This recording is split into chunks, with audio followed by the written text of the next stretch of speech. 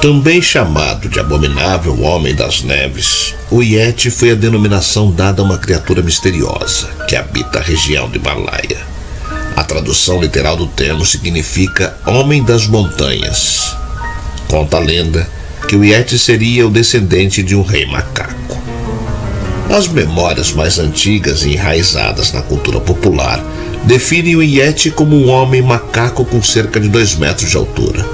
Pelagem acinzentada ou branca espessa e muito desgrenhada, pés enormes e dentição serrilhada, e seus avistamentos sempre são relacionados a um forte odor.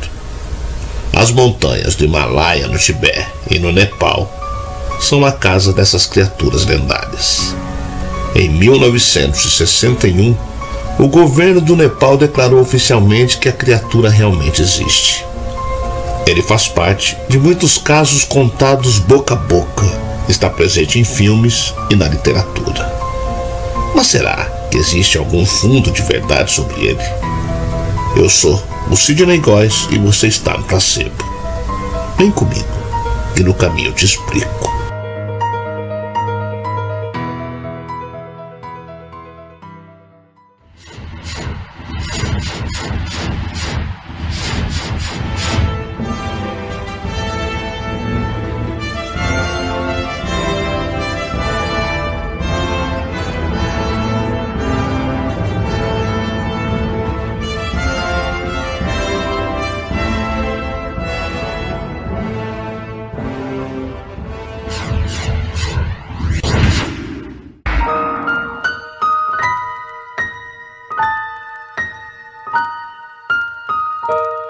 Nos anos de 1950, houveram muitas expedições em busca do Yeti.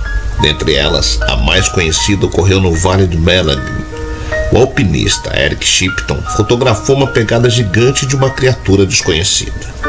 Em 1953, John Hunt, líder da expedição que pela primeira vez escalou o Monte Everest, dedicou uma página do seu livro, A Subida do Everest, para falar sobre o Yeti. Antes de iniciar a conquista ao Everest, John e sua equipe visitaram o monastério de Tengboche, onde escutaram muitas histórias sobre a criatura misteriosa. A aparição mais famosa do Abominável Homem das Neves foi feita pelo explorador Anthony Wooldridge em 1986.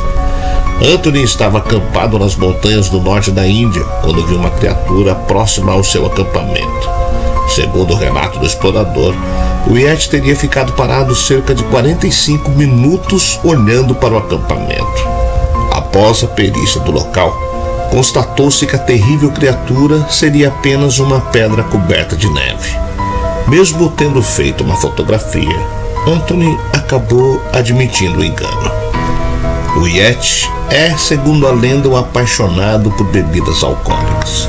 Ele também gosta de se envolver fisicamente com outras espécies, como os humanos, gerando descendentes bastante peculiares, cada um deles adaptado ao clima. Um aventureiro garante que viu um Yeti em 1925 com pegadas que mediam 17 centímetros de comprimento por 10 centímetros de largura. Algumas pessoas garantem que o Yeti é um parente do pé grande, outra criatura lendária, originária dos Estados Unidos. Diversos estudos têm sido feitos para comprovar a existência do Yeti, tendo em vista a quantidade de pessoas que dizem que ele existe mesmo. No entanto, até o momento, ninguém conseguiu comprovar a veracidade do Abominável Homem das Neves. Uma das análises mais recentes, que gerou um estudo publicado numa revista científica, realizou uma avaliação de material genético encontrado na região do Himalaia, que incluía dentes, pele e material fecal do suposto Yeti. Os estudiosos sequenciaram o DNA mitocondrial e descobriram que, das 9 amostras apresentadas, 8 eram de um urso da região e uma de um cachorro. Porém, essa decepcionante descoberta para quem realmente acredita no Abominável Homem das Neves não significa necessariamente que ele nunca existiu.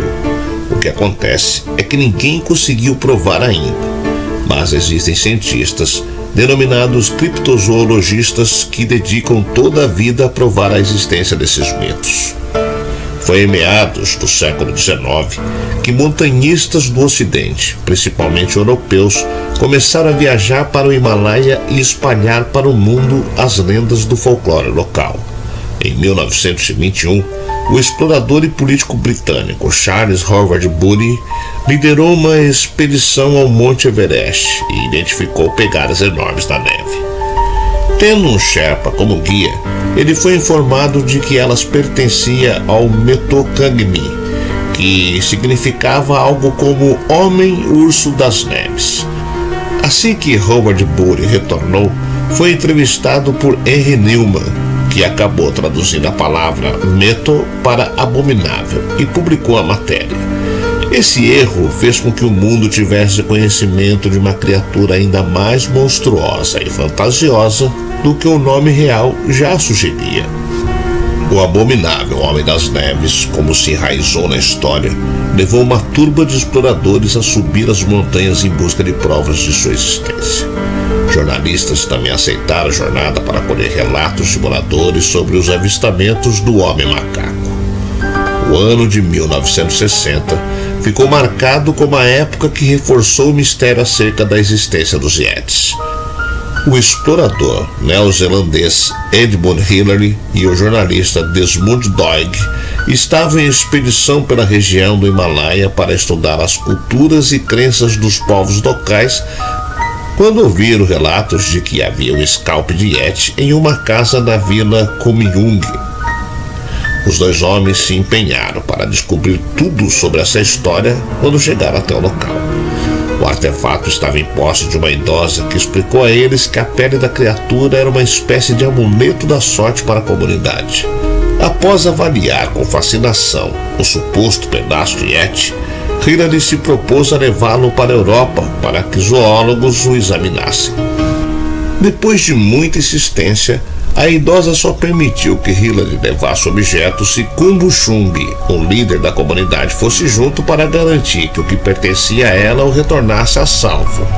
Hillary concordou e, como forma de agradecimento, fez uma doação generosa ao mosteiro e à escola locais. Existem muitas contradições acerca da veracidade do artefato. Naquela época, o exame do scalp concluiu que poderia pertencer ao antílope. Porém, a falta de recursos científicos e o fascínio que os zoólogos e cientistas desenvolveram pela peça não era compatível com o seu resultado. Com a autorização de Kumbu Chung, Hillary entrou em turnê mundial com o artefato, mesmo após o diagnóstico. Assim que retornou ao Nepal, o scalp foi doado para o mosteiro de Kunjung e trancado em uma caixa de vidro, na qual permanece até hoje e de onde jamais foi retirado, sob nenhuma quantia ou pedido, nem mesmo dos maiores centros de estudos científicos do mundo. Em 1961, o governo do Nepal declarou oficialmente a existência dos Yetis.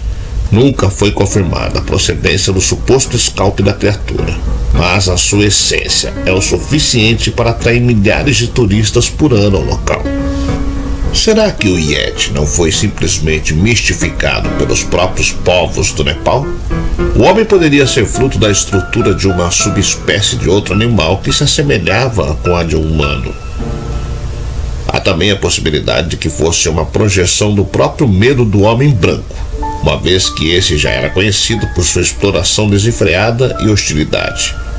O cientista e pesquisador Brian Skies, da Universidade de Oxford, tornou uma dessas teorias mais palatáveis.